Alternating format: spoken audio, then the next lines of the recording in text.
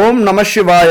எல்லோரும் இன்புற்றிருக்க நினைப்பதுவே அல்லாமல் வேறொன்றுமறியேன் பராபரமே. என் அன்பு மீன ராசி நண்பர்களுக்கும் தோழிகளுக்கும் பிள்ளைகளுக்கும் பெரியோர்களுக்கும் வணக்கம். மீன ராசிக்கு இந்த வீடியோ இப்ப மிகப்பெரிய ஒரு பலமா உங்களுக்கு இருக்கும். உங்களுக்கு ஒரு தேவையான வீடியோ இதுவா இருக்கலாம். ஏன் அப்படின்னா, இந்த 2.5 வருடங்கள் என்னதான் நீங்க கஷ்டத்தையே பார்க்காதவங்களா, கொஞ்சம் சந்தோஷமா வாழ்ந்தவங்களா, நிறைய பணங்காசை பார்த்தவங்களா இருந்தாலும், இந்த 2.5 ஆண்டுகள்ல ஏதாவது ஒரு பிரச்சனையில சிக்கி மீள முடியாம வாழ்வா சாவாங்கிற போராட்டத்துல இப்ப இருப்பீங்க. ஏன்னா 7.5 சனி விரைச்சனி முடிஞ்சு இப்ப ஜென்மசனி ஆரம்பிச்சிருக்கு. இந்த நேரத்துல வாழ்வா சாவாங்கிற போராட்டத்திலிருந்து மீள்றதுக்கு ஏதாவது ஒரு வழி கிடைக்குமா, வாய்ப்பு கிடைக்குமா? இந்த புதக்குழியில சிக்கினவங்க கையை ஆட்டிக்கிட்டே இருப்பாங்க. மேல ஏதாவது கயிறு வந்து விழுமா, குச்சி வந்து விழுமா, அல்ல யாராவது காப்பாத்துறதுக்கு கையில ஏதாவது போடுவாங்களா அப்படின்ட்டு அந்த கையை ஆட்டிக்கிட்டே இருப்பாங்க. அந்த சூழ்நிலையில இப்ப என் அன்பு மீனராசி நண்பர்களும் தோழிகளும் இருப்பீங்க. மிகப்பெரிய போராட்டம், தற்கொலை கூட பண்ணிக்கலாமா அப்படிங்கிற சூழ்நிலையில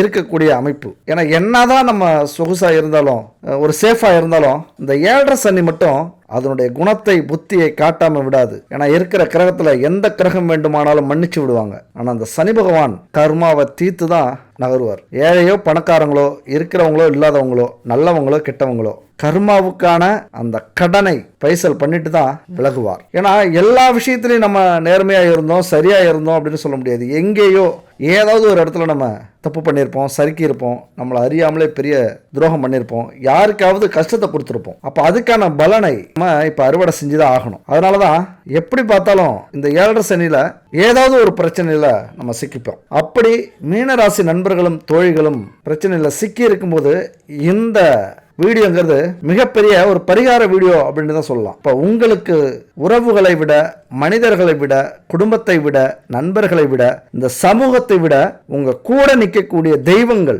அப்ப என்னென்ன தெய்வம் கூட நிற்குது? குலதெய்வம்னா யாரு? எந்த தெய்வம் உங்க ராசிக்கு குலதெய்வம்? உபாசனை தெய்வம்னா என்ன? அந்த தெய்வம் எந்த தெய்வம்? இஷ்ட தெய்வங்கள் எதை வணங்கலாம் உங்க ராசிக்கு? அதை பத்தி தான் இந்த வீடியோல தெளிவா நம்ம பார்க்க போறோம். இந்த வீடியோல வாழ்க்கையில உங்களை ஜெயிக்க வைக்கிற தெய்வம் எது, அது என்னென்ன தெய்வம், அதை பத்தி தான் இந்த வீடியோல நம்ம முழுசா பார்க்க போறோம். வாழ்க்கையில நீங்க ஜெயிக்கணும் அப்படின்னா கடைசி வரைக்கும் ஸ்கிப் பண்ணாம பாருங்க. எப்பொழுதுமே நாம ஒரு வீடியோ போட்டுட்டோம், 10 நிமிஷம் ஆயிடுச்சு, முடிச்சிருவோம், முடிச்சிட்டு அடுத்த வேலையை பார்ப்போம் அப்படிங்கறதெல்லாம் நம்ம கிட்ட இருக்காது. ஒரு வீடியோ போட்டாலும் அது தெளிவா இருக்கணும், விளக்கமா இருக்கணும், உண்மையா இருக்கணும். அந்த விஷயத்தை பொறுத்த வரைக்கும் இந்த வீடியோ ஒரு அற்புதமான வீடியோ. உங்க வாழ்க்கையில உங்களை ஜெயிக்க வைக்க போற தெய்வம் மட்டும் இல்ல, இந்த வீடியோவும் உங்களை ஜெயிக்க வைக்க போகுது. சரி, வாழ்க்கையில ஜெயிக்கிறதுக்கும் ஆன்மீகத்துக்கும் என்னங்க தொடர்பு?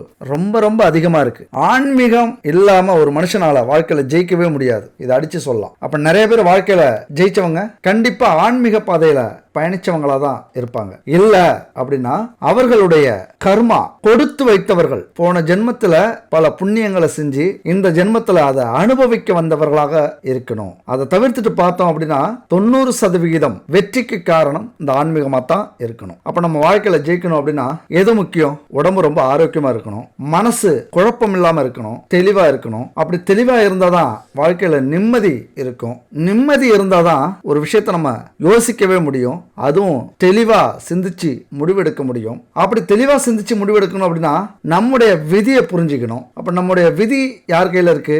இறைவன் கையில.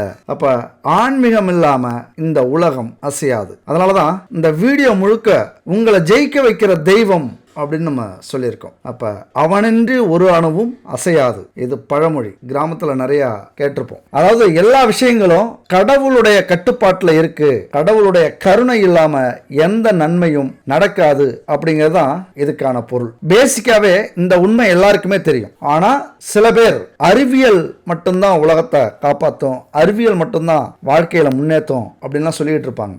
என்னதான் அறிவியல் அப்படின்னு இருந்தாலும் இந்த பிரபஞ்சத்துக்குள்ளாரதான் அந்த அறிவியலே இருக்கு. இந்த பிரபஞ்சம் இல்லாம அந்த அறிவியல் எங்க இருந்து வந்தது? அப்ப இந்த பிரபஞ்சத்துக்கு ஒரு சக்தி இருக்கு, ஒரு ஆற்றல் இருக்கு. இந்த பிரபஞ்சம் நம்ம மேல செலுத்தக்கூடிய ஆதிக்கம் ரொம்ப ரொம்ப முக்கியமா நம்ம கவனிக்கணும். அப்ப ஒவ்வொரு ராசிக்கும், ஒவ்வொரு நட்சத்திரத்துக்கும், ஒவ்வொரு மனிதர்களுக்கும் தேவையான ஒரு தெய்வம் இருக்கு. அந்த தெய்வம் எது அப்படிங்கறத பத்தி தான் இந்த வீடியோல நம்ம தெளிவா பார்க்க போறோம். அப்ப இந்த ஆன்மீக அடிப்படையில நம்முடைய மகிழ்ச்சியை வளர்த்துக்கிறது, கடவுளை வழிபடுறது, பரிகாரங்கள் செஞ்சுக்கிறது, இப்படி நிறைய ஜாதக குறிப்புகள் இருக்கு. முன்னோர்கள் நிறைய பேர் சொல்லிட்டு போயிருக்காங்க. இங்க எல்லாமே நாமளா ஏதோ கட்டுக்கதை கட்டுறோம் அப்படின்னு சொல்லிட்டு இருப்பாங்க. எல்லாமே அனுபவிச்சு உணர்வுபூர்வமா எழுதி வைக்கப்பட்ட உண்மைகள். இந்த பரிகாரங்கள், கடவுள் வழிபாடு எல்லாமே. அதனால நாமளை ஜெயிக்க வைக்கிற தெய்வம் இது அப்படின்னு பார்க்க போறோம். அதுக்கு முன்னாடி ஒரு விளம்பரத்தை பார்க்க போறோம். நம்முடைய உடல் ஆரோக்கியத்துக்கும் ஆன்மீக பாதையில கலப்படம் இல்லாத பொருட்களை வாங்கறதுக்கும் இந்த நம்பருக்கு கான்டாக்ட் பண்ணுங்க. 9043688626 குட் பேபி. இந்த காலகட்டத்துக்கு ஏற்றது மாதிரி எல்லா வகையான பூஜை பொருட்களும் இவங்கள்ட்ட இருக்கு. உணவுப் பொருட்கள், மசாலா, ஒரிஜினல் பசுமாட்டு நெய், ஊறுகாய், இது மாதிரி உணவுப் பொருட்களும், செக்கில் ஆட்டின சுத்தமான எண்ணெய் வகைகள் இவங்கள்ட்ட இருக்கு. இன்னைக்கு ஆரோக்கியம் ரொம்ப முக்கியம். நம்ம வாழ்க்கையில ஆரோக்கியம் இல்லை அப்படின்னா நம்மளால வாழவே முடியாது, முன்னாடி யோசிக்கவே முடியாது. ஒரு பிரச்சனை அப்படின்னா பயந்துடுறோம். அதனால நம்முடைய ஆரோக்கியத்துக்கும் உடல் எடை அதிகரித்தாலும் அல்லது உடம்புல உள்ள பிரச்சனைகள் நிறைய இருக்கு. அதுக்கெல்லாம் காரணம் இன்னைக்குள்ள ஆரோக்கியம் இல்லாத உணவுகள், ப்ரெசர்வேட்டிவ், ஒரு சரியான உணவு பழக்க வழக்கம் இல்லாததான். அதுக்கெல்லாம் தீர்வா இந்த குட் பேபி இவங்க ஒரு ப்ராடக்ட் கண்டுபிடிச்சிருக்காங்க. வெயிட் லாஸ் பவுடர், அதுபோல் வெயிட் லாஸ் பிரேக்ஃபாஸ்ட்டு, அது சம்மந்தப்பட்ட சில ப்ராடக்ட் கண்டுபிடிச்சிருக்காங்க. இன்றைக்கி நல்லா போயிட்டுருக்கு. அதனால் இவங்களை காண்டாக்ட் பண்ணி பயன்படுத்திக்கிங்க. அடுத்து பார்த்தோம்னா, உங்கள் ராசியை பொறுத்த வரைக்கும் எப்போவுமே குடும்பத்தில் சிக்கல்கள் இருந்துக்கிட்டே இருக்கும். அந்த சிக்கல்கள் என்ன உங்கள் வாழ்க்கையில் உங்களை ஜெயிக்க விடாமல் தடுத்துக்கிட்டே இருக்கும். ஏன் அப்படின்னா, கணவன் மனைவி இந்த அனுசரித்து போகணும் அப்படிங்கிற ஒரு சூழ்நிலை அமையாது. ஏன்னா நீங்கள் சந்திக்கக்கூடிய பிரச்சனைகள் அப்படி. எல்லாருமே ஆளாளுக்கு ஒரு பிரச்சனையில சிக்கிப்பீங்க. மனைவியா இருந்தா குடும்ப பிரச்சனை, கணவனா இருந்தா தொழில் வேலை, குடும்பமா இருந்தா கடன் பிரச்சனை, அப்புறம் வயதானவர்களா இருந்தா நோய் பிரச்சனை. இப்படி சிக்கிக்கக்கூடிய ஒரு வாய்ப்பு எப்பொழுதுமே உண்டு உங்க ராசிக்கு. ஆனா அனுசரிச்சு போக முடியாத ஒரு காரணம். ஏன்னா வேலை செய்யணும், தொழில் செய்யணும், ஓடி ஓடி உழைக்கணும், நிறைய சம்பாதிக்கணும், கடன் அடைக்கணும், இப்படி ஏகப்பட்ட ஒரு பிரச்சனையில சிக்கி அதிலிருந்து மீள முடியாம தவிச்சுக்கிட்டு இருப்பீங்க. குடும்பத்துக்காக எவ்வளவுதான் உழைச்சாலும் நல்லது செஞ்சாலும் நல்ல பேர் மட்டும் உங்களுக்கு கிடைக்காது. அது என் அன்பு நண்பர்களுக்கும் தோழிகளுக்கும் கிடைச்ச ஒரு வெகுமானம். மனைவிக்கு அல்லது கணவனுக்கு அடிக்கடி உடல் பாதிப்பு ஏற்படும். கணவன் மனைவி வழி உறவுகளால பிரச்சனைகள் ஏற்படும். அடிக்கடி சண்டை சச்சரவுகள் வரும். ஒரு விரக்தி மனப்பான்மை ஏற்படும். சோர்ந்து போயிடுவீங்க. பத்தாக்குறைக்கு வேலையில இருந்து திடீர்னு வெளியில வர்றது, ஒரு வேலைக்கு சேருவீங்க, திடீர்னு வெளியில வந்துடுவீங்க. ஏன்னா உங்களது திறமைக்கும் கௌரவத்துக்கும் சரியில்லாத வேலையா இருக்கும். உங்களை பொறுத்த வரைக்கும் கௌரவம் ரொம்ப முக்கியம். அந்த கௌரவத்துக்கு ஒரு இழக்கு வந்ததுன்னா பணம், ஆசை, கனவு இதுக்கெல்லாம் முக்கியத்துவம் கொடுக்காம கௌரவத்துக்கு முக்கியத்துவம் கொடுத்து வெளில வந்துடுவீங்க. இப்படியான சூழ்நிலையில அடிக்கடி வேலை மாற்றம் நடந்துகிட்டு இருக்கும். அதுபோல உங்களுக்கு தேவையான பண வசதிகள், பண வரவு இருந்தாலும் சேமிக்க மட்டும் உங்களால முடியாது. பணம் வரும், செலவாகும், கடன் வாங்குவீங்க, பணம் வரும், கடன் அடைப்பீங்க, செலவாகும், மறுபடியும் கடன் வாங்குவீங்க. இது ஒரு வாழ்க்கை, ஒரு வட்டம்ங்கிறது மாதிரி இந்த சுழற்சியிலேயே சிக்கி காலம் பூரா ஓடிக்கிட்டே இருக்கிற ஒரு சூழ்நிலை. இதனாலே ஒரு விரக்தி, எதுக்குடா வாழ்றோம், ஊரை விட்டு வெளியில போனா கூட ஒரு நிம்மதி இல்லாத வாழ்க்கை, அங்கேயும் பிரச்சனை. இப்படி ஏகப்பட்ட பிரச்சனைகளை சிக்கி தவிக்கிற ஒரு ராசி தான் உங்க ராசி. தான தர்மம் செய்யற குணம் அதிகம் இருக்கு. இது பெரும் பிரச்சனை. உங்க ராசியை பொறுத்த வரைக்கும் இந்த பிரச்சனை பெரும் பிரச்சனை. ஏன்னா மனசு ஒரு தங்கமான மனசு அப்படின்னா ஏமாத்துறதுக்கு நிறைய பேர் இருப்பாங்க. சீக்கிரம் உங்களை ஏமாத்தி காரியம் சாதிச்சுட்டு நன்றி மறந்து தூற்றி கொண்டிருப்பார்கள். புறம் பேசுவாங்க. போதா குறைக்கு கடன் வாங்கி வேற அடுத்தவங்களுக்கு உதவி செய்வீங்க. அப்புறம் வாங்கின கடனை திருப்பி கொடுக்க முடியாம அவமானப்படுவீங்க. அப்புறம் அவங்களுக்கு பதில் சொல்ல வேண்டியது வரும். அதனால மன உளைச்சல், அதனால குடும்பத்தில் பிரச்சனை, பிரிவுகள், இன்னும் சொல்லப்போனால் அடித்தடி சண்டை கூட நடக்கும். நான் எங்கேயாவது போகிறேன், இல்லை நான் தற்கொலை பண்ணிக்கிறேன் அப்படின்னு கூட நிறைய நேரம் குடும்பத்தில் இந்த பிரச்சனைகள் நடந்துகிட்டு இருக்கும். எதிர்பாராம சில இன்பமான விஷயங்களும் நடக்கும். அதுதான் வாழ்க்கை, ஒரு சூட்சமமானது, ஒரு வித்தியாசமானது. அதுதான் நம்மளை தாக்கு பிடிக்கும். எவ்வளோதான் பிரச்சனை வந்தாலும் திடீர்னு ஒரு சந்தோஷமான ஒரு சம்பவம், சந்தோஷமான ஒரு நிகழ்வு, ஒரு செய்தி, இப்படி வந்துட்டு போவோம். ஆனாலும் அது நீடிக்காது. திடீர்னு 2 நாள் நல்லா இருப்போம், அடுத்த பிரச்சனைகள் வரும். 2 நாள் நல்லா இருப்போம், பிரச்சனை வரும். சரி, நம்ம தான் இவ்வளவு கஷ்டப்படுறோம், நமக்கு ஏதாவது பூர்வீக சொத்தாவது கிடைக்குமா அப்படின்னா அதுக்கும் வழி இல்லாம பெரும் பிரச்சனையில சிக்கி இருக்கும் அந்த பூர்வீக சொத்து. அதனால குடும்பத்துல, அதனால அண்ணன் தம்பி உறவுகளுக்குள்ளார, அக்கா தங்கச்சி உறவுகளுக்குள்ளார பிரச்சனைகள் இருந்துகிட்டு இருக்கும். அது உங்களுக்கு ஒரு நல்ல வாய்ப்பா கிடைக்காது. எது எப்படி இருந்தாலும் வாழ்க்கையில இன்பம் துன்பம் சமமா பார்க்குற ஒரே ராசி உங்க ராசி தான். ஏன்னா ரொம்ப சந்தோஷமா இருந்தா எல்லாரும் சந்தோஷமா இருக்கணும் அப்படின்னு நினைப்பீங்க. ரொம்ப துக்கமா வருத்தமா இருந்தீங்கன்னா இதுவும் கடந்து போயிடும். நாமளும் ஒரு நாள் இந்த இடத்துல இருந்து வெளியில வர மாட்டோமா? இந்த இடத்துல தான் கடவுள் வருகிறார். இறைவா நீ இருக்கியா இல்லையா? என்னைக்கு இதுல இருந்து ஒரு மாற்றத்தை ஏற்படுத்தி தருவ? ரொம்ப நொந்து போயிடுவீங்க.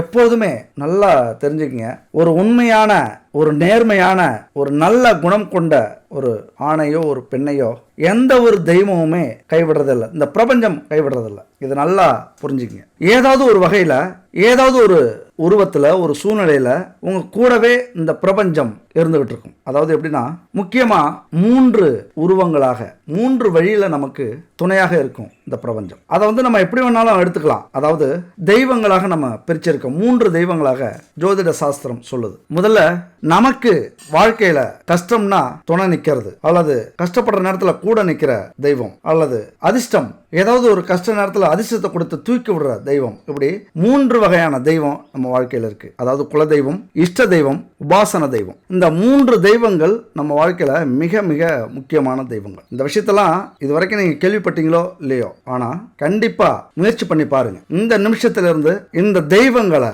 நான் சொல்றபடி வணங்கி பாருங்க. உங்க வாழ்க்கையில மாற்றம் கண்டிப்பா ஏற்படும். 100% ஏற்படும். ஏன்னா இதெல்லாம் வெறும் வார்த்தைக்காக இங்க நம்ம சொல்றது இல்லை, அனுபவபூர்வமா உணர்ந்ததால இங்க நம்ம சொல்லிக்கிட்டு இருக்கோம். ஒரு மனுஷனுக்கு 3 தெய்வங்கள் முக்கியமான தெய்வம்: குலதெய்வம், உபாசன தெய்வம், இஷ்ட தெய்வம். செல்வம், செல்வாக்கு, அதிர்ஷ்டம், இப்படி எல்லாருமே ஆசைப்படுறோம். ஒவ்வொரு ராசிக்கும் ஒவ்வொரு அதிபதி இருக்கு. ஒவ்வொரு அதிபதிக்கும் ஒவ்வொரு கடவுள்கள் இருக்காங்க. அப்ப 12 ராசிக்கும் 27 நட்சத்திரத்துக்கும் தனித்தனியா கடவுள்கள் இருக்காங்க. நம்ம எல்லா நோய்களுக்கும் ஒரு டாக்டர் கிட்ட போறதில்ல, எல்லா பொருள் வாங்கறதுக்கும் ஒரு ஸ்டோருக்கு போறதில்ல, எல்லா சுற்றுலாவுக்கும் ஒரு நாட்டுக்கு நம்ம போறதில்ல. ஒன்னொன்னும் விதவிதமா இருக்கு. அப்ப எங்கெங்க எதுக்கு போறோமோ அதனுடைய பலனை நம்ம அனுபவிக்க முடியும். அப்படித்தான் நம்ம ராசிக்கு, நம்ம நட்சத்திரத்துக்கு, நம்ம பிறந்த பிறவி பலனுக்கு ஏற்றது மாதிரி தெய்வங்கள் இருக்கு. போன வீடியோல கோவில்கள் பத்தி பார்த்திருக்கோம். இதுக்கு முன்னாடி ஒரு வீடியோ இருக்கு, உங்களை ஜெயிக்க வைக்கிற கோவில் இது அப்படின்னு. அதுபோல உங்களை ஜெயிக்க வைக்கிற தெய்வம் ஒவ்வொரு ராசிக்கு தனித்தனியா இருக்கு. அதனால அப்ப அந்த தெய்வங்கள் தான் நமக்கு ஒரு நல்ல வழிகாட்டியா இருக்கு. ராசிக்குரிய தெய்வத்தை நம்ம வணங்கும் போது நம்முடைய நேரமும் நல்ல நேரமா இருக்கும், செல்வ வளமும் பெருகும், வாழ்க்கையில நம்ம என்ன ஆசைப்பட்டோமோ அது நடக்கும். அது மட்டும் இல்ல, ரொம்ப அமைதியை கொடுக்கும், அபரிதமான வெற்றியை கொடுக்கும். நம்ம நினைச்சு பார்க்க முடியாத வெற்றியை கொடுக்கக்கூடிய தெய்வங்கள் இங்க நிறைய உண்டு நமக்காக. அதாவது நம்ம ஒரு கோவிலுக்கு போறோம், ஒரு தெய்வத்தை கும்பிடுறோம் அப்படிங்கிறத விட நாமளை எதிர்பார்க்கிற தெய்வத்துக்கு போகும்போது கண்டிப்பா மிகப்பெரிய வெற்றியை நமக்கு அது கொடுக்கும். அதனால இப்ப முதல்ல குலதெய்வத்தை பத்தி நம்ம பார்க்கலாம். ஒரு மனுஷன் பெத்தவங்களாலோ மற்றவங்களாலோ உறவினர்களாலோ கைவிடப்பட்டாலும் கடவுள் என்னைக்குமே கைவிடாது அப்படின்னு சொல்லுவாங்க. நல்லவங்களையும் நியாயமானவங்களையும் குலதெய்வம் கைவிடாது அப்படின்னு சொல்லுவாங்க. அப்ப இழந்த செல்வம், இழந்த கௌரவம், கலைந்த குடும்பம், தொலைந்த நிம்மதி, இதெல்லாம் திரும்ப கிடைக்கணும் உங்களுக்கு அப்படின்னா குலதெய்வ வழிபாடு 100% முக்கியமானது. நல்லா மனசுல பதிய வச்சுக்கங்க. குலதெய்வ வழிபாடு இல்லை அப்படின்னா நம்ம வாழ்க்கையில ஒரு சின்ன முன்னேற்றத்தை கூட பார்க்க முடியாது. குடும்பத்தில் அவ்வளோ பிரச்சனைகள் நடக்கும். எல்லாத்துக்கும் காரணம் குலதெய்வ வழிபாடு. ஏன் குலதெய்வ வழிபாடு முக்கியம் அப்படின்னா ஒவ்வொருத்தருடைய குலதெய்வம் மட்டுமே அவங்களுக்கு நன்மை செய்ய முடியும். வேற தெய்வங்கள் நீங்க கும்பிட்டாலும் கும்பிடலனாலும் குலதெய்வம் வழியா தான் அந்த நன்மைகள் நமக்கு கிடைக்கும். ஏன்னா பல வழியில முயற்சி பண்ணி பார்த்துட்டு குலதெய்வம் வழியால தான் நமக்கு நன்மை கிடைக்குது அப்படின்னு பல மகான்கள் சொல்லிய உண்மை இது. இதெல்லாம் உணர்வுபூர்வமா உணர்ந்திருக்காங்க. குலம் அப்படின்னா நம்முடைய குடும்ப பாரம்பரியம். அப்ப நம்முடைய குடும்பத்துக்குன்னு ஒரு வழிபாட்டு தெய்வம் இருந்திருக்கு, நம்முடைய முன்னோர்கள் வழிபட்டிருக்காங்க. அது சந்ததி சந்ததியினரா குலதெய்வ வழிபாட்டை யார் சரியா செஞ்சுக்கிட்டு வராங்களோ அவங்கள எந்த கிரகமும் எந்த தோஷமும் ஒண்ணுமே செய்ய முடியாது. ஏன்னா குலதெய்வத்துக்கு அவ்வளவு பெரிய சக்தி இருக்கு. சிலருடைய ஜாதகத்தை பார்க்கும்போது அவங்களுக்கு நேரம் சுத்தமா நல்லா இருக்காது, ஆனா சந்தோஷமா இருப்பாங்க. ரொம்ப நஷ்டத்துல இருக்க வேண்டிய நேரமா இருக்கும், ஆனா ரொம்ப ஜகஜோதியா ஆடம்பரமான வாழ்க்கை வாழ்ந்துட்டு இருப்பாங்க. இதுக்கெல்லாம் காரணம் என்னன்னா குலதெய்வத்தை அவங்க எல்லாம் சரியா போய் வணங்கிட்டு இருக்கிறவங்க. வருஷம் 3 மாசத்துக்கு ஒரு முறை குலதெய்வ குலதெய்வ நிவர்த்தி அந்த வழிபாட்டெல்லாம் தவறாம செய்யறவங்க. அப்ப குலதெய்வம் அப்படிங்கிறது மிக முக்கியமானது. முக்கியமா குலதெய்வ கோயிலுக்கு என்னைக்கு போன சக்தி அதிகம் கிடைக்கும், நமக்கு அந்த ஆற்றல் அதிகம் நமக்கு கிடைக்கும் அப்படின்னா, அமாவாசை அன்னைக்கு உங்க குலதெய்வ கோயிலுக்கு போய் 2 மண் விளக்குல விளக்கெண்ணெயை ஊற்றி ஒரு எலுமிச்சம்பழத்தை கோவில் சூலாயத்துல குத்திட்டு உங்க குலதெய்வத்தை கும்பிட்டுட்டு வாங்க. இந்த மாதிரி 18 நாள் இல்லைனா 27 நாள் தொடர்ந்து செஞ்சீங்க அப்படின்னா குலதெய்வம் உங்க கூடவே இருக்கும். அது எவ்வளவு பெரிய நோய், எவ்வளவு பெரிய பிரச்சனை, எவ்வளவு பெரிய பாவம் பழிகள் இருந்தாலும் குலதெய்வம் அப்படியே உங்களை தூக்கி நிறுத்தும். அதனால எந்த ஒரு பிரச்சனையா இருந்தாலும் கவலைப்பட வேண்டியதில்லை. வாழ்க்கையில ஜெயிக்கணும் அப்படின்னா குலதெய்வ கோயிலுக்கு போய் இந்த பரிகாரத்தை செய்யுங்க. அதாவது 2 எலுமிச்சம்பழம், 2 மண் விளக்கு, விளக்கெண்ணெயை ஊத்திட்டு எலுமிச்சம்பழத்தை சூலாயத்துல குத்திட்டு கும்பிட்டுட்டு வாங்க. மீன ராசி நண்பர்களும் தோழிகளும் நீர் ராசியை சேர்ந்தவங்க. அப்போ ஏன்னா அதுல மீன் அப்படிங்கிறத பொறுத்தே நம்முடைய குணங்கள், நம்முடைய வாழ்வியல் முறை இதிலே தெரிஞ்சிடும். ஒவ்வொரு ராசி அந்த சின்னம் இருக்குல்ல, லோகோ, அது சும்மா இல்லை, வாழ்க்கையை அப்படியே பிரதிபலிக்கக்கூடியது அந்த சின்னம் அப்படிங்கிறது. அப்ப நீர் ராசியை சேர்ந்தவங்க பெரும்பாலும் குலதெய்வம் பெண் தெய்வமாக இருக்கும், சக்தி ரூபமாக இருக்கும், அம்மன் தெய்வங்களாக இருக்கும். அதுவும் பூர்வீகத்துல சொந்த ஊர்ல நீர்நிலைகளுக்கு மத்தியில் இருக்கிறதுக்கு அதிக வாய்ப்புகள் உண்டு. ஒரு ஏரிக்கரை ஓரத்தில், குளக்கரை ஓரத்தில், ஆற்று ஓரத்தில் இப்படி நீர்நிலைகள் சுற்றி இருக்கிற இடமா பார்த்து இந்த தெய்வங்கள் இருக்கும். அதிகபட்சம் அம்மன் தெய்வமாக இருக்கலாம். அப்படியே உங்களுக்கு அந்த தெய்வங்கள் எதுன்னு தெரியல அப்படின்னா உங்களுடைய மூத்த பிள்ளைகள் அந்த ஜாதகத்தில் பாருங்க. இல்லைன்னா நீங்க மூத்த பிள்ளையா இருந்தீங்கன்னா உங்க ஜாதகத்தை பாருங்க. ஒரு நல்ல ஜோசியத்தை கொண்டு போய் கொடுத்தீங்கன்னா தெளிவாக சொல்லுவாங்க இந்த தெய்வமாக இருக்கலாம் அப்படின்ட்டு. அதை வச்சு நீங்க முயற்சி பண்ணீங்க அப்படின்னா கண்டுபிடிச்சிடலாம் உங்களுடைய குலதெய்வம் எது அப்படின்ட்டு. இந்த குலதெய்வத்தை பற்றி அடுத்தடுத்தது நிறைய பேசுவோம். ஏன்னா ஒரு மனிதனுக்கு இந்த பிரபஞ்சத்தை விட, இஷ்ட தெய்வங்களை விட, மற்ற தெய்வங்களை விட குலதெய்வம் அப்படிங்கிறது பிறந்ததிலிருந்து கடைசி காலம் வரைக்கும் கூடவே இருக்கக்கூடியது. எல்லா தெய்வங்களுடைய அந்த பலனை பெற்றுக் கொடுக்கக்கூடியது. குலதெய்வத்தினுடைய ஆசை இருந்தால் தான் எல்லா தெய்வமே உங்களுக்கு கொடுக்கறதுக்கு முன் வருவாங்க. அப்படியான தெய்வத்தை நீங்க தெரிஞ்சு வச்சுக்கிறது ரொம்ப ரொம்ப நல்லதுங்கிறத விட கட்டாயம் அப்படின்னு தான் சொல்லணும். இன்னைக்கு இந்த 7.5 சனியில குலதெய்வ ஆசை உங்களுக்கு இருந்தது அப்படின்னா ரொம்ப பெரிய கஷ்டம்லாம் படவே மாட்டீங்க. இன்னைக்கு 100 கோடி பேர்ல குறைஞ்சது ஒரு 10 கோடி பேர் இந்தியாவில் இருப்பீங்க. இந்த வேர்ல்டுல பார்த்தோம்னா ஒரு 100 கோடி பேர் வேர்ல்டுல இருக்கிறதுக்கு கூட வாய்ப்பு உண்டு. இந்த ராசியில பிறந்தவங்க வேற்று மதத்துல இந்த ராசி இதெல்லாம் பார்க்கறது இல்ல. ஆனாலும் வேற்று மதத்தவர்களாக இருந்தாலும் வேற்று நாட்டவர்களாக இருந்தாலும் அவங்க பிறந்த நேரத்தை சரியா நாள் வருஷத்தை கொடுத்தாங்க அப்படின்னா கரெக்டாக நம்ம கணிச்சிடலாம். எல்லாத்துக்குமே இது பொருந்தும். அப்படி மீன ராசியை பொறுத்த வரைக்கும் இந்த காலகட்டத்தில் எல்லாருமே கஷ்டப்படுவாங்களா அப்படின்னா இல்லை. இங்கே குலதெய்வமோ தீவிர ஆன்மீகத்தில் இல்லாதவங்களோ, அந்த குலதெய்வத்தை மதிக்காதவங்களோ, அல்லது தெய்வம் அப்படிங்கிறத உண்மையா பொய்யா அப்படின்னு சந்தேகமாக இருக்கிறவங்களுடைய வாழ்க்கை ரொம்ப சோகமாக இருக்கும். அப்படிலாம் இருந்தீங்க அப்படின்னா தெளிவாக புரிஞ்சுக்கிங்க, குலதெய்வத்தினுடைய ஆசை நமக்கு இல்லை, அதுதான் காரணம் அப்படின்னு 100க்கு 100% நீங்கள் புரிஞ்சுக்கணும். உங்களுடைய அறிவியல் ஆராய்ச்சிப்படி எதுவாக வேணாலும் இருக்கலாம். வட்டிக்கு கடை வாங்கி கெட்டு போன அதுக்கு ஆன்மீகம் தான் காரணமா, அதுக்கு கடவுள் தான் காரணமா, அப்போ இந்த ராசி தான் காரணமா, நான் ஒருத்தவங்க துரோகம் பண்ணிட்டேன் அதுக்கு இந்த ராசி தான் காரணமா, எனக்கு ஒருத்தவங்க துரோகம் பண்ணிட்டேன் அதுக்கு இந்த ராசி தான் காரணமா, என்னுடைய பிள்ளைங்க சரியில்லை, குணம் சரியில்லை, கணவன் சரியில்லை, மனைவி சரியில்லை, என்னுடைய குடும்பத்தில் பிரச்சனை, இதுக்கெல்லாம் காரணமா குலதெய்வம் காரணமா அப்படின்னா இதெல்லாம் புரிஞ்சுக்கிட்டவங்களால தான் முடியும். குலதெய்வத்தினுடைய ஆசை இல்லை அப்படின்னா இதுதான் நடக்கும். ஆனால் எப்படி நடக்குதுன்னே நமக்கு தெரியாது. அதனால கண்டிப்பா தேவை. குறிப்பா பெண்களுக்குன்னு பார்த்தோம் அப்படின்னா 2 குலதெய்வங்கள் கொடுத்து வைத்தவர்கள். பெண்களை பொறுத்த வரைக்கும் பிறந்த வீட்டில் ஒரு தெய்வம், புகுந்த வீட்டில் ஒரு தெய்வம். ஆனால் அதிக பேர் பிறந்த வீட்டு தெய்வத்தை மறந்துடுறோம். நம்ம ஜீவன் உருவாவதுக்கு நம்முடைய உயிர் நிலைச்சி எல்லா கண்டத்திலிருந்தும் மீண்டு 18-20 வயசு வரைக்கும் நம்மளை கூட இருந்து பார்த்துக்கிறது எந்த தெய்வம்? நம்ம வளர்ந்ததுக்கு அப்புறம் எந்த தெய்வம் வேணாலும் பார்த்துக்கலாம். தெய்வங்களுக்குள்ளார குத்தம் சொல்றதுக்கு இல்ல. எந்த தெய்வத்தை நீங்க நம்பினாலும் வணங்கினாலும் குலதெய்வம், பிறந்த வீட்டு குலதெய்வத்தை தயவு செஞ்சு மறக்காதீங்க. எல்லா தெய்வமே ஒண்ணுதான் தெய்வத்தை பொறுத்த வரைக்கும், தப்பா சொல்லக்கூடாது. ஆனா இங்க யாருமே பெண்களை பொறுத்த வரைக்கும் அதிகமா பிறந்த வீட்டு தெய்வத்தை போய் வணங்குறதே இல்லை, அதோட முடிச்சுட்டு வந்துடுறாங்க. 2 பலம் பெண்களை பொறுத்த வரைக்கும். குலதெய்வம் அப்படிங்கிறது 2 பலம். அதனாலதான் பெண்கள் என்னைக்குமே வலிமையானவர்கள் அப்படின்னு சொல்லுவாங்க. ஆண்கள் வேணா திமிரில் நடந்துக்கலாம், எல்லாமே நமக்கு தான் தெரியும், நம்ம தான் வலிமை, நமக்கு எனர்ஜி அதிகம் இருக்கு. ஒரு அடி அடிச்சா தாங்க மாட்டா மனைவி, சித்திரவதை பண்ணலாம், அதிகாரம் பண்ணலாம், வேலை வாங்கலாம். ஆனால் திருப்பி பதிலடி கொடுத்தா நம்ம தாங்க மாட்டோம், குடும்பமே இருக்காது. குடும்பத்துக்காகவும் குடும்பத்தினுடைய கௌரவத்துக்காகவும் குழந்தைகளுக்காகவும் கணவன்களுக்காகவும் அந்த பூமாதேவி மாதிரி பொறுத்துக்கிற அந்த சக்தியை கொடுக்கறது எது? இந்த குலதெய்வங்கள் தான். அதனால பெண்களை பொறுத்த வரைக்கும் குலதெய்வத்துக்கு ஈக்குவலானவர்கள் அப்படின்னு கூட சொல்லலாம். அதை புரிஞ்சுக்கிட்டவங்க தான் வளருவாங்க, வாழ்க்கையை அனுபவிச்சு வாழ்வாங்க, ஜெயிப்பாங்க. அதனால பெண்களை பொறுத்த வரைக்கும் 2 தெய்வங்கள் இருக்கிறத மறந்துடாதீங்க. வருஷத்துக்கு ஒரு முறையாவது உங்களுடைய குலதெய்வத்தை போய் வணங்கிட்டு வாங்க, ஒரு பூஜை போட்டு வாங்க. ஒரு முறையாவது வருஷத்துக்கு. எந்த தெய்வம்? பிறந்த வீட்டு தெய்வம். அதுபோல புகுந்த வீட்டு தெய்வமா இருந்தா 3 மாசத்துக்கு ஒரு முறை, 6 மாசத்துக்கு ஒரு முறை கண்டிப்பா போகணும். அடுத்தது பார்த்தோம் அப்படின்னா மீன ராசியை பொறுத்த வரைக்கும் புத்திசாலித்தனமா செயல்படக்கூடியவர்கள். 1000 பேர் முட்டாள், ஒன்றும் தெரியாதவங்க, தத்தி அப்படின்னு சொன்னா கூட அதுக்காக பதில் சொல்லிட்டு இருக்க மாட்டாங்க, நான் அறிவாளி அப்படின்ட்டு. அறிவாளிகள் என்னைக்குமே நான் அறிவாளின்னு சொல்லிக்கிறதே இல்லை. அதனால சில பேர் தத்தி நினைச்சுப்பாங்க. ஆனா எந்த ஒரு விஷயத்திலையும் அவங்கள ஏமாற்றவே முடியாது. நம்ம ஒரு விஷயத்தை அவங்கள்ட்ட செய்யணும்னு நினைச்சோம் அப்படின்னா அந்த விஷயத்தை பத்தி 1000 வழிகள் அவங்க யோசிப்பாங்க, 1000 முறை யோசிப்பாங்க. அதனால புத்திசாலித்தனமாக நடந்து கொள்ளக்கூடியவர்கள் என் அன்பு மீனராசி நண்பர்களும் தோழிகளும். அதனாலதான் கல்வி, அரசியல், எந்த துறையாக இருந்தாலும் முதன்மை பதவி, சமூக சேவையில சிறப்பா செயல்படுறது. அது மட்டும் இல்ல, பிரம்மாண்டத்துக்கு பெயர் போன குரு பகவான் அதிபதி மீனராசிக்கு. தேர்ந்த புத்தி இருக்கும், நிலையான அறிவு இவங்களுக்கு இருக்கும். அதுபோல உணவுத்துறை, மருத்துவம், வியாபாரம், இந்த துறையெல்லாம் மிக சிறப்பா செயல்படலாம். திருமண வாழ்க்கை பொறுத்த வரைக்கும் காதல் விஷயத்துல ரொம்பவே சிறப்பா இருப்பாங்க, உயிரை கூட கொடுப்பாங்க காதலுக்கு. ஆனா அதே நேரத்துல கொஞ்சம் தன்னிலை மறப்பார்கள். அதனாலே குடும்பத்தில் அதிக பிரச்சனைகள் வரும். கொஞ்சம் தயவு செஞ்சு இதுதான் உங்களுக்கு மிகப்பெரிய மைனஸ் அப்படின்னு சொல்லலாம். ஏன் அப்படி சொல்ல வரோம் அப்படின்னா, மீன ராசியில சுக்கிரன் உச்சமடைகிறார். எல்லாத்தையும் அனுபவிக்க நினைப்பீங்க.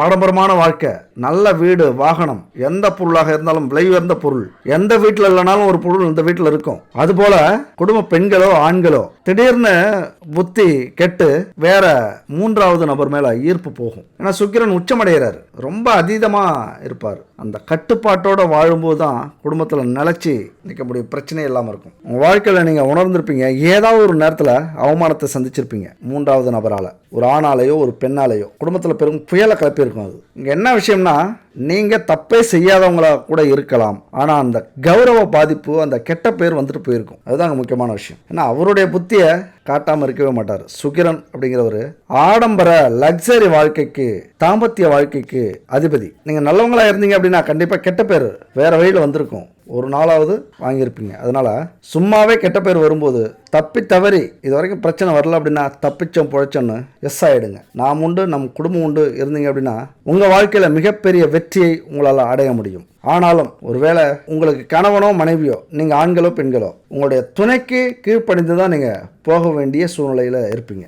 அது அன்புக்கு கட்டுப்பட்டவர்கள், அடிமையாக இருக்க போகிறதுல அன்புக்கு கட்டுப்பட்டவர்கள். கொஞ்சம் ஓவராக போச்சுன்னா திமிரி தூக்கி எறிஞ்சிட்டு போயிட்டே இருப்பீங்க. அது அடுத்த விஷயம். எந்த அளவுக்கு நீங்கள் பொறுமை காக்குறீங்களோ அந்த அளவுக்கு குடும்பத்துடைய வளர்ச்சி அதிகரிக்கும். அப்போ குடும்பத்துக்கு பிரச்சனையே வரக்கூடாது, குடும்பம் சமசீரில் போயிட்டு இருக்கணும். திடீர்னு எந்த ஒரு பிரச்சனையும் யாராலையும் வரக்கூடாது. ஒரு விபத்தோ நோயோ அல்லது 3வது நபரால் பிரச்சனையோ தொழிலையோ வேலையில் வரக்கூடாது அப்படின்னா இந்த உபாசன தெய்வம் அப்படிங்கிறது ரொம்ப ரொம்ப முக்கியமானது. அடுத்தது உபாசன தெய்வம். உபாசன தெய்வம் அப்படிங்கிறது உங்கள் ராசி கட்டத்தில் 9ஆம் வீட்டுடைய அதிபதி யாரு, அந்த அதிபதிக்கு அதி தேவதை எது அப்படின்னு பார்த்தோம்னா அதுதான் உபாசனை தெய்வம். அப்போ 9ஆம் இடம்ங்கிறது பாக்கியஸ்தானம். ஒரு மனுஷனுடைய வாழ்நாளில் என்னென்ன பாக்கியத்தை அடையிறாங்க அப்படிங்கிறத பொறுத்து இந்த உபாசன தெய்வத்துடைய அருள் கிடைக்கும். அப்போ இந்த இடத்துக்கு அந்த பாக்கியத்தை நம்ம முழுசாக அடையணும் அப்படின்னா இந்த அதிதேவதை உபாசன தெய்வத்துடைய சக்தி நமக்கு தேவை. எவ்வளவு பெரிய ஆபத்தாக இருந்தாலும் அதில்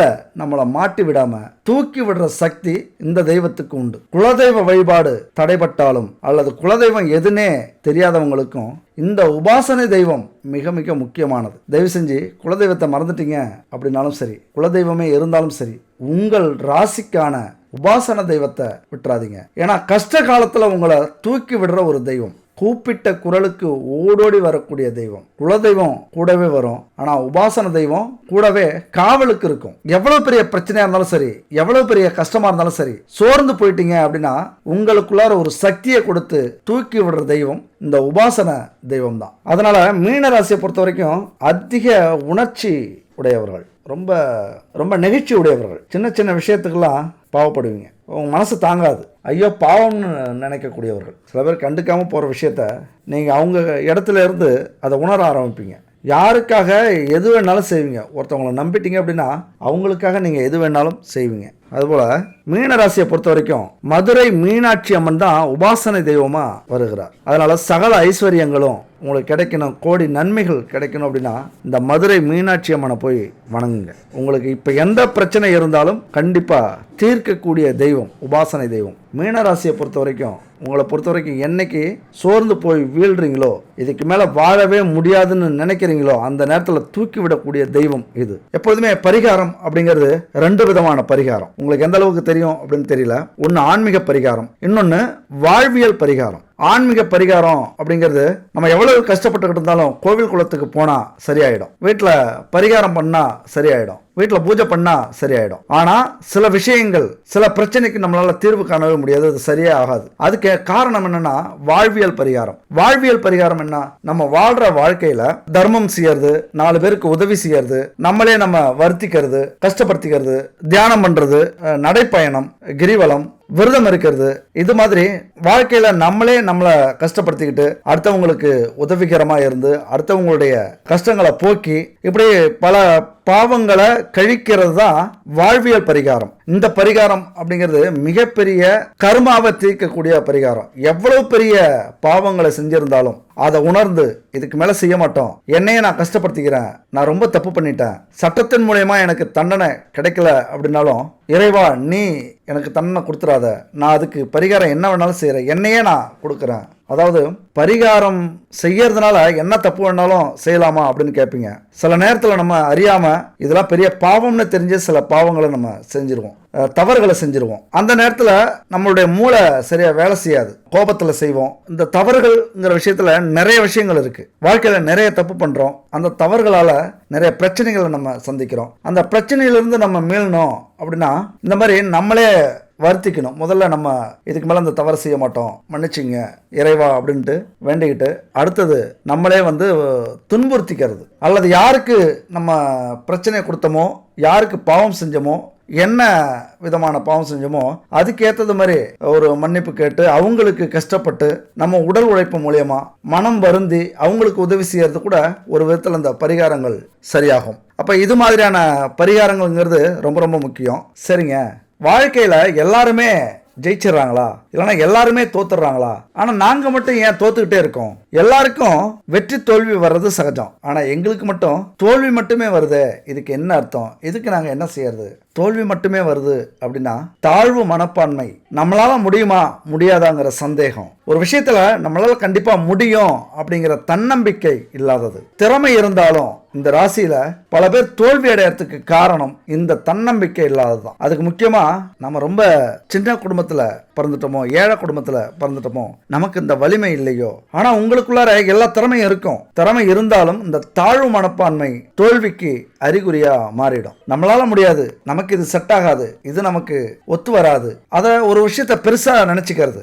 இறங்கி பார்த்தோம்னா அதுல ஒண்ணுமே இருக்காது, ஆனா இறங்கறதுக்கு முன்னாடி அதை பெரிய விஷயமா நினைச்சுக்கிறது. அந்த ஒப்பீடு இருக்குல்ல, அது ரொம்ப ரொம்ப தவறான ஒரு விஷயம். அவன் பெரியாள், நம்ம சின்னால், அவனுக்கு தைரியம் இருக்கு, நமக்கு தைரியம் இல்லை. இந்த ஒப்பீடு நம்மள வாழ்க்கையில முன்னேறவே விடாது. மிகப்பெரிய தடை, எதிரியை விட மோசமானது இந்த ஒப்பீடு. ஒன்னு புரிஞ்சுக்கணும், அசாத்திய சக்தி நமக்கு இருக்கு. நம்மளை விட ஒரு சக்தி படைத்தவர்கள் இந்த உலகத்துல இல்லவே இல்லை. ஏன்னா அறிவியல்ல பல கண்டுபிடிப்பை கூட கண்டுபிடிச்ச மனுஷங்க மட்டும் இல்ல, கடவுளே கண்டுபிடிச்சவங்க மனுஷங்க. அப்ப கடவுளுக்கு எவ்வளவு பெரிய சக்தி இருக்கு பாருங்க. தன்னுடைய ஞானத்தால 1000 வருஷங்கள் தவம் இருந்து மனிதர்களாக வாழ்ந்த முனிவர்கள், சித்தர்கள், இவங்களுக்கெல்லாம் எவ்வளவு பெரிய சக்தி இருக்கும் பாருங்க. அப்ப அதே தான் நமக்கு இருக்கு. அதே மனிதர்கள் தான், அதே மூளை, அதே ரத்தம், அதே உடல். அப்ப மனிதர்கள்னா அவ்வளவு சாதாரண விஷயம் இல்ல, அசாத்திய சக்தி படைச்சவங்க நம்ம. அந்த மனசுல இருக்கிற எண்ணம் தான் உயர்வாக இருக்கணும், முடியும், நம்ம திறமையை விட இது பெரியதல்ல, நம்மளால முடியாது எதுவுமே இல்லை, இந்த எண்ணம் தான் நம்மளை தூக்கி நிறுத்துறது. சில பேர் ஒரு தோல்வியை பார்த்துட்டாலே துவண்டு போறது, அப்புறம் அந்த பக்கமே எட்டி பார்க்கறது இல்லை. அது வேலையோ தொழிலோ குடும்பமோ பிரச்சனையோ எதுவாக இருந்தாலும். சில பேர், அதாவது சாதிச்சவங்க, எத்தனை முறை தோற்றாலும் கவலைப்படாம தொடர்ந்து போராடி போராடி தோற்று தோற்று அவமானப்பட்டு அவமானப்பட்டு வெற்றிக்காக ஓடிக்கிட்டே இருப்பாங்க. ராத்திரியும் பகலும். கடைசியில் ஒரு நாள் வெற்றி அவங்களுக்கு உறுதி. ஒரு சின்ன கதை. ரைட் சகோதரர்கள் கேள்விப்பட்டிருப்பீங்க.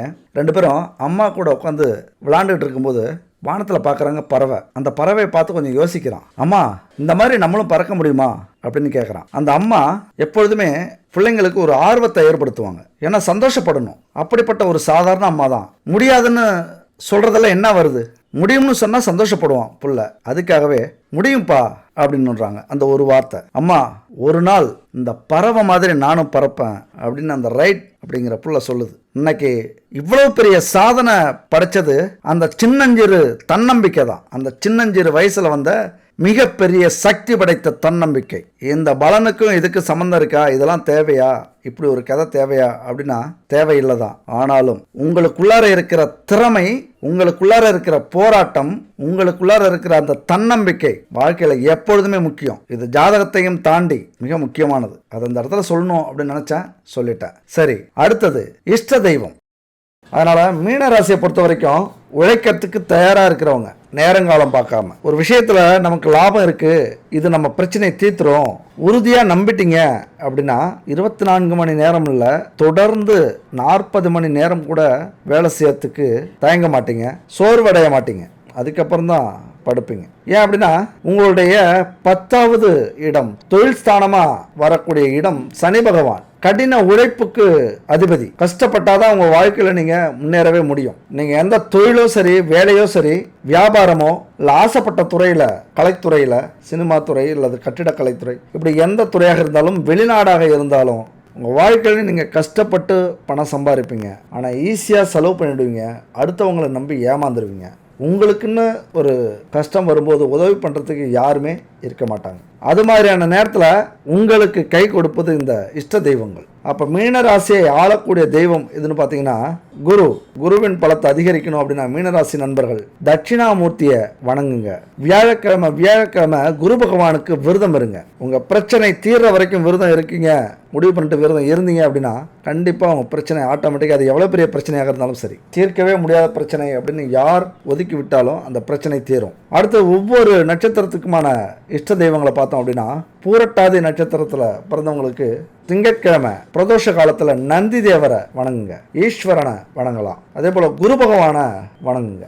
எப்பொழுதுமே இந்த தெய்வங்களை வணங்காமல் விடாதீங்க. நீங்கள் வணங்கறதுக்காகவே உருவான தெய்வங்கள், உங்களை வளர்ச்சி அடையவே இருக்கக்கூடிய தெய்வங்கள் இது. அடுத்தது உத்திரட்டாதி நட்சத்திரத்தில் பிறந்தவங்க சனிக்கிழமையில சனி பகவானுக்கு எள்ளெண்ணெய் தீபம் ஏற்றி வழிபடுங்க. அத்தனை நன்மைகளையும் உங்களுக்கு கொடுப்பார். ஏன்னா உங்களுக்கு தொழில் ஸ்தான அதிபதி, அதாவது தொழில் மூலியமா கிடைக்கக்கூடிய லாபத்தை சொல்லக்கூடியவர் சனி பகவான். அப்ப அந்த லாபம் கிடைக்கணும் அப்படின்னா சனி பகவானுடைய அருள் வேணும். எள்ளெண்ணெய் தீபம் ஏற்றி வழிபடுங்க. அடுத்து ரேவதி நட்சத்திரத்தில் பிறந்தவங்க புதன்கிழமை அன்னைக்கு மகாவிஷ்ணுவை வழிபடுங்க. எல்லா வளமும் செல்வமும் உங்களுக்கு கிடைக்கும். எவ்வளவு பெரிய சூழ்நிலையாக இருந்தாலும் உங்களை ஜெயிக்க வைக்கும். வாழ்க்கையில் உங்களை ஜெயிக்க வைக்கக்கூடிய தெய்வம் மகாவிஷ்ணு. இதை வழிபடுறத விடாதீங்க. உங்கள் ராசிக்குரிய, உங்கள் நட்சத்திரத்துக்குரிய தெய்வம் இது. தெய்வத்தின் துணை மிக மிக முக்கியமானது. நமக்கு பஞ்சபூதங்கள் அப்படின்னு கேள்விப்பட்டிருப்பீங்க. பஞ்சபூதங்கள் என்ன? நிலம், நீர், காற்று, ஆகாயம், நெருப்பு. இது பஞ்சபூதங்கள். ஆனால் நமக்கு பஞ்சபூத பிரச்சனை இருக்கு தெரியுங்களா? மனுஷன் வாழ்க்கையிலே மிக முக்கியமான பிரச்சனை இந்த 5 பிரச்சனை. என்ன பிரச்சனை? குடும்ப பிரச்சனை, கடன் பிரச்சனை, தொழில் வேலை பிரச்சனை, வழக்கு பிரச்சனை, நோய் பிரச்சனை. இந்த 5 தான் ஒரு மனுஷனுக்கு பெரிய பிரச்சனை. ஒரு மீள முடியாத பிரச்சனையா நினைக்கக்கூடிய பிரச்சனைகள் இந்த 5 பிரச்சனை. இந்த 5க்குள்ளர தான் நீங்க எந்த ஒரு துன்பங்களிலும், பிரச்சனைகளிலும், கஷ்டங்களிலும் இருந்தாகணும். அப்ப இந்த பிரச்சனையெல்லாம் தீர்க்கணும் அப்படின்னா தெய்வத்தின் அருள் வேண்டும். பாண்டவர்களுக்கு கிடைத்த கண்ணனை போல் நம்முடைய பிரச்சனை தீர்ந்து நம்முடைய மகாபாரத போரில் வெற்றி பெறணும் அப்படின்னா நமக்கான தெய்வம் கண்டிப்பா தேவை. அப்ப பரிகாரங்கள்ங்கிறது மிக முக்கியம். தெய்வத்தை சந்தோஷப்படுத்தணும் அப்படின்னா பரிகாரங்களும் மிக முக்கியம். தெய்வத்தின் பார்வை நம்ம மேல கிடைக்கணும் அப்படின்னா பரிகாரங்கள் மிக மிக முக்கியம். அலட்சியமே செய்யக்கூடாது இந்த விஷயத்துல. ஏன் பரிகாரங்கள் அப்படின்னா கர்ம வினைகள் தீரணும் அப்படின்னா அந்த கர்ம வினைகள், நமக்கு கஷ்டங்கள் வந்து கர்ம வினை தீரும். அப்போ நம்ம வாழ்க்கையில் முன்னேறவே முடியல, ஒரே நிலையில் இருக்கும் அப்படின்னா நம்மளா அந்த கஷ்டத்தை அனுபவிக்கிறது தான் பரிகாரம். கஷ்டம் நிறையா வந்திருக்கு, நிறையா அனுபவிச்சிட்டோம் அப்படின்னா அது பாடம். அடுத்தது நல்ல காலம் பிறந்துச்சு அப்படின்னு அர்த்தம். அப்போ நீங்கள் முயற்சி பண்ணீங்க அப்படின்னா கண்டிப்பாக ஜெயிக்கலாம். ஆனால் கஷ்டங்களும் இல்லை, சந்தோஷமாக இருக்கும். ஆனால் வாழ்க்கையில் பெரிய இடத்துக்கு வர முடியல, பெரிய லெவலுக்கு போக முடியல அப்படின்னா இந்த பரிகாரங்களை செய்யணும். நாமளாக போய் கஷ்டப்படணும். அப்போ நம்மளாக கஷ்டப்படணும் அப்படி எதுவுமே செய்யக்கூடாது, தானா நடக்கணும் அப்படின்னா நடக்காது. பூஜைகள், ஆன்மீக பயணம், யாத்திரைகள், அதுபோல கிரிவலம், உண்ணாவிரதங்கள், நம்மளே வருத்திக்கக்கூடிய பல பரிகாரங்களை நம்ம செய்யணும். அதுக்கு இந்த பரிகாரம் நல்ல பரிகாரமா இருக்கும். இதெல்லாம் முயற்சி பண்ணி பாருங்க. உங்கள் வீட்டில் செல்வம் சேரணுமா, திருமகளின் மகாலட்சுமியின் பார்வையும் குபேரனின் அருளும் சேர்ந்து குறைவற்ற செல்வத்தை கொடுக்கணுமா, அப்ப இந்த எளிய பூஜையை நீங்க செய்யுங்க. ஒரு விஷயம் ரொம்ப முக்கியம். இங்க என்ன முக்கியம் அப்படின்னா, உண்மையான பக்தியும் நம்பிக்கையுடனும் இந்த பரிகாரத்தை செய்யுங்க. நான் உண்மையா நம்பிக்கையா இந்த பரிகாரத்தை செய்யறேன் அப்படின்னு உத்தரவாதம் கொடுத்தீங்கன்னா போதும், கடவுள்கிட்ட உங்க வீட்டுல செல்வ மகளும் குபேரரும் நிரந்தரமாக வாசம் செய்வார்கள். பூஜையை தொடங்கறதுக்கு முன்னாடி சில பொருட்கள் வாங்குறது அவசியம். முதல்ல பூஜை செய்யற நாளை தேர்ந்தெடுத்துக் கொள்ளுங்கள். என்னைக்கு நம்ம பூஜை செய்ய போறோம், தொடர்ந்து 9 வாரம் அல்லது தொடர்ந்து 9 மாதம் என்னைக்கு பூஜை செய்ய போறீங்க அப்படின்னா வெள்ளிக்கிழமை என்னைக்கு நீங்க பூஜை செய்ய போறீங்க அப்படின்னு முடிவு பண்ணீங்க. வாரம் வெள்ளிக்கிழமை பூஜை செய்ய போறீங்களா அல்லது மாசத்துல ஒரு வெள்ளிக்கிழமை பூஜை செய்ய போறீங்களா அப்படின்னு முடிவு பண்ணிக்கங்க. அடுத்தது, நம்ம கோடீஸ்வரனாக மாறணும் அப்படின்னா நம்ம என்ன பண்ணோம், பணத்திற்கு அதிபதியாக விளங்கக்கூடிய மகாலட்சுமி, குரு பகவான், குபேரர், சுக்கிரர், ராகு பகவான் இவர்களுடைய அருள் நமக்கு பரிபூர்ணமா கிடைக்கணும். இவங்களுடைய அருள் கிடைச்சாதான் நம்ம கோடீஸ்வரனாக ஆக முடியும். அப்ப இந்த 5 பேருடைய அருள் கிடைக்கணும் அப்படின்னா பிரம்ம முகூர்த்தத்துல எழுந்திருக்கணும். என்னைக்கே அந்த வெள்ளிக்கிழமை 9 நாட்களும் அந்த பிரம்ம முகூர்த்தத்துல தான் தேவர்களும் பித்ருக்களும் நம்ம வீடு தேடி வருவாங்க. அவங்க வர நேரத்துல நம்ம முழிச்சிருக்கணும். அப்ப அந்த பிரம்ம முகூர்த்தத்துல எழுந்திருச்சு எங்கேயும் போக கூடாது, கதவு கிட்ட போகணும். கதவை திறந்து மகாலட்சுமியே வருக, 30 முக்கோடி தேவர்களே வருக அப்படின்னு 3 முறை சொல்லுங்க. 3 முறை சொல்லிட்டு அதுக்கப்புறம் போய் குளிச்சுட்டு பூஜை அறையவும் வாசலையும் சுத்தம் பண்ணிட்டு வாசல்ல சாணம் தெளிங்க. நீங்க நகரத்துல இருந்தீங்க அப்படின்னா மஞ்சள் தண்ணியை கரைச்சி அதை வாசல்ல தெளிச்சிங்க. கொஞ்சம் உங்க இடத்துக்கு ஏற்ற மாதிரி தெளிச்சுக்கிட்டு பச்சரிசி மாவால கோலம் போடுங்க. இது மிகப்பெரிய புண்ணியம் கிடைக்கக்கூடிய செயல். பாரம்பரியமா நம்ம செஞ்சுக்கிட்டு இருக்கோம். இதுக்கு பெரிய வரலாறே உண்டு. 1000 ஏழைகளுக்கு உணவு போடுறதும் இந்த பச்சரிசி மாவு கோலம் போடுறதும் ஒண்ணு. பூச்சி, புழுக்கள், எறும்புக்கள் இதை எடுத்துட்டு போய் சாப்பிட்றது அந்த புண்ணியத்தை நமக்கு ஏற்படுத்தி கொடுக்கும். அதனால இந்த பச்சரிசி மாவால கோலம் போடுங்க. பொடியாலேயோ மண்ணாலேயோ கோலம் போடாதீங்க. கோலம் போட்டுட்டு பூஜை அறையில போய் வழக்கமா தீப தூபம் ஏத்துங்க. சாம்பிராணி புகைய நல்லா தூவ விடுங்க. அதுக்கப்புறம் இந்த மந்திரத்தை சொல்லுங்க. மகாலட்சுமி காயத்ரி மந்திரம் மிக முக்கியமான மந்திரம். அவ்வளவு சக்தி உண்டு இந்த மந்திரத்துக்கு. இந்த மந்திரத்தை சொல்றவங்களுக்கு இந்த உலகத்துல வாழ்ற வரைக்கும் அனைத்து சுகங்களையும் அனுபவிக்க வாய்ப்பு கிடைக்கும். ஒழுக்க நெறியோடு, உள்ள தூய்மையோடு, மன தெளிவோடு இருக்க வைக்கும். வீட்டுல சுத்தமான இடத்துல அமர்ந்து 108 முறை இந்த மந்திரத்தை சொல்லுங்க. ஸ்கிரீன்ல இருக்கு பாருங்க, மகாலட்சுமி காயத்ரி மந்திரம். ஓம் ஸ்ரீ மகாலட்சுமியை ச வித்மகே விஷ்ணு பதன்யை ச தீமகி தன்னோ லட்சுமி பிரசோதயாத் அப்படிங்கிற இந்த மந்திரம் எத்தனை முறை? 108 முறை கண்டிப்பா சொல்லுங்க. 1 மணி நேரம் ஆனாலும் பரவாயில்ல. கோடீஸ்வரன் ஆகணும் அப்படின்னா இந்த மந்திரத்தை சொல்லுங்க. சொல்லிட்டு அன்னைக்கு நீங்க என்ன வேலை தொழில் செய்றீங்களோ அதை மனப்பூர்வமா செய்யணும், உண்மையா செய்யணும். அந்த செயல்ல எந்த ஒரு கள்ளம், கபடம், பொய் எதுவுமே இருக்கக்கூடாது, நடிக்கவே கூடாது. இந்த விஷயத்துல ஒரு தொழிலையோ வேலையிலையோ நிறைய விஷயங்கள் இருக்கு. நேர்மையா இருக்கணும். உங்க வேலைக்கு ஏற்றது மாதிரி, தொழிலுக்கு ஏற்றது மாதிரி அன்னைக்கு தெளிவா இருங்க. அதுபோல லட்சியத்தை மனசுல ஓட்டி பாருங்க. கனவு காணுங்கள் அன்று முழுவதும். கனவுன்னா கண்ணை மூடிக்கிட்டு நீங்க என்னெல்லாம் ஆசைப்பட்டீங்களோ நேரம் கிடைக்கும் போது ஒரு 10 நிமிஷம் நீங்க என்னெல்லாம் ஆகணுமோ, என்னவா ஆகணுமோ, எப்படி வாழணும், உங்களுடைய லெவல் என்ன, எப்படி நீங்க ஆசைப்படுறீங்க, என்ன தொழில் ஆசைப்படுறீங்க அல்லது என்ன வேலையில் ஆசைப்படுறீங்க, எந்த அளவுக்கு உங்களோட வசதியை பெருக்கிக்கிறீங்க, அதை எல்லாமே ஒரு 10 நிமிஷம் அமர்ந்து உங்க எண்ண ஓட்டத்துல ஓட விடுங்க. எண்ணங்களுக்கு மிக சக்தி உள்ளது. ஓட்ட விடுங்க. அப்புறம் மாலையில ஒரு 8 அகல் விளக்குல தீபம் ஏற்றணும். 8 அகல் விளக்குலையும் சுத்தமான பசுனை ஊற்றி, அப்புறம் பஞ்சு திரிய மஞ்சள்ல கலங்க. மஞ்சள் வீட்டில் வச்சிருப்பீங்களா, அதில் கலந்து 8 வகையான திரிய அதில் சுற்றி வைங்க. மஞ்சள் திரிய அதில் வச்சு தீபம் ஏற்றுங்க. இரவுல காலையில் எப்படி தீப தூபம் ஏற்றி சாமியை கும்பிட்டீங்களோ அதே போல் இப்பயும் வணங்குங்க. ஒரு நாளைக்கு 108 முறை அப்படிங்கிற அந்த மந்திரத்தை காலையில் ஒரு 54 முறையும், இந்த மாதிரி மாலையில் ஒரு 54 முறையும் சொல்லலாம். உங்கள் நேரத்துக்கு ஏற்ற மாதிரி நீங்கள் பிரிச்சுக்கலாம். அதே போல் சொல்லுங்க. இதில் முக்கியமான விஷயம் என்னன்னு பார்த்தீங்கன்னா, என்ன பொருள் முக்கியமாக தேவைப்படுது நீங்கள் பயன்படுத்தி ஆகணும் அப்படின்னா, நெய். இது மகாலட்சுமியின் அம்சம். மஞ்சள் கலக்குறீங்க திரியில, குரு பகவானுக்குரிய பொருள் அது. தீபம் எல்லா தெய்வங்களுக்கும் எல்லா தேவர்களுக்கும் உரிய பொருள். திரியோட இந்த 4மே மிக மிக முக்கியமானது. முக்கியமானதுன்னா தரம் கலப்படம் இல்லாத சுத்தமான நெய்யா இருக்கணும். 9 நாளும் நீங்க பச்சரிசியை ஊற வச்சு அரைச்சி கோலம் போடணும். இதெல்லாம் உங்களால் முடியல, நீங்கள் இருக்கிற வேலைக்கு அப்படின்னா இந்த நம்பருக்கு கான்டாக்ட் பண்ணுங்க. 9 விதமான பூஜை பொருட்கள் கலந்த பச்சரிசி கோலமாவு கட்டி வச்சிருக்காங்க, பவுடரும் வச்சிருக்காங்க. பச்சரிசியால் இது வரைக்கும் யாரும் பவுடரால் கோலம் போட்டிருக்க மாட்டாங்க, மண் பொடியால் தான் போட்டிருப்பாங்க. இவங்க பச்சரிசியாலேயே பொடியும் வச்சிருக்காங்க, கட்டியும் வச்சிருக்காங்க. அப்படியே வேலையே இல்லை, தண்ணியில் நனைச்சி உடனே கோலம் போட்டுடலாம். நெய்யும் இவங்கள்ட்ட சுத்தமான நெய், பசுமாட்டு நெய் இருக்கு. தீபத்திரியும் இருக்கு, இவங்கள்ட்ட வாங்கி பயன்படுத்தி பாருங்க. தேவைன்னா இவங்கள்ட்ட கான்டாக்ட் பண்ணி வாங்கிக்கோங்க. அடுத்தது மகாலட்சுமி தாயாருடைய படத்துக்கு முன்னாடி அந்த தீபத்தை வச்சு வடக்கு பார்த்து அந்த தீபத்தை வச்சு தீபத்தை ஏத்துங்க.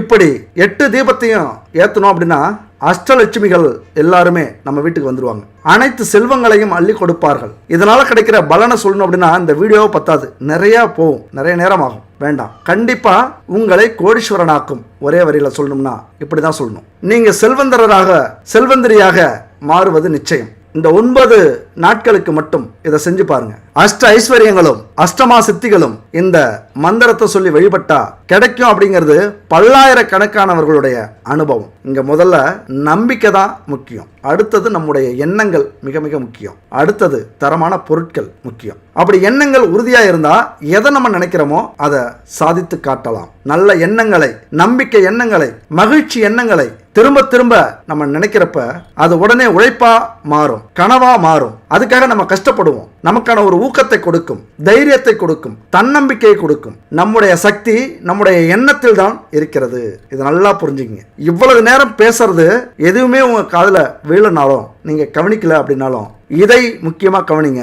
எண்ணங்கள் மிக மிக முக்கியமானது. இவ்வளவு விஷயம் சொன்னதையும் நீங்க நம்பினாதான் அடுத்தது உங்க வாழ்க்கையில் நீங்க கோடீஸ்வரராக மாற முடியும். அப்ப எண்ணம், நம்பிக்கை மிக மிக முக்கியமானது. அதனால விழிப்போடு இருங்கள். மனம் அப்படிங்கிற நிலத்துல எதை போடுறோமோ அதுதான் விளையும். அதில் எதை போடணும் அப்படிங்கிறத நம்ம சிந்திச்சு போடணும். நம்ம வாழ்க்கையில் முன்னேறணும்னா எப்படி வேணாலும் முன்னேறலாம். ஆனால் எப்படி முன்னேறணுங்கிற ஒரு கட்டுப்பாடு இருக்குது, ஒரு நீதி இருக்குது, ஒரு நியாயம் இருக்குது. அதன்படி நம்ம முன்னேறணும் அப்படிங்கிறதா மிக மிக முக்கியமானது. எப்பொழுதுமே இதை கடைபிடிங்க. உண்மை, உழைப்பு, உதவி, ஆன்மீகம், அதாவது இறைவனை நம்புவது. இதை மட்டும் மனசில் வச்சுங்க.